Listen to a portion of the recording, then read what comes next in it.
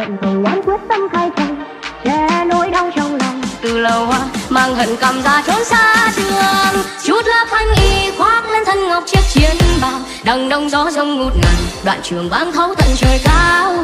Tiếp bước ta đi biết rằng sẽ không thể trở lại, giọt lệ tuôn rơi nước mắt ta tuôn trào bờ mi.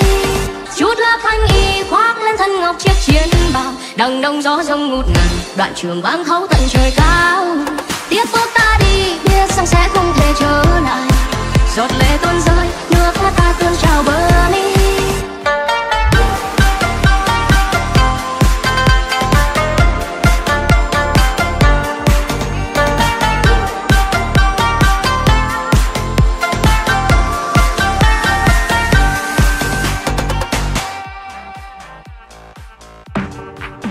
Phận cầu oán quyết tâm khai trần che nỗi đau trong lòng. Từ lâu mang hận cầm ra trốn xa trường, chút lớp thanh y khoác lên thân ngọc chiếc chiến bào, đằng đông gió rông ngút ngàn, đoạn trường vang thấu tận trời cao.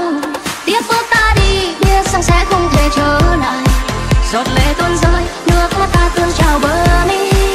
Chút lớp thanh y khoác lên thân ngọc chiếc chiến bào, đằng đông gió rông ngút ngàn, đoạn trường vang thấu tận trời cao. Tiếp bước ta đi biết rằng sẽ không thể trở lại, giọt lệ tuôn rơi.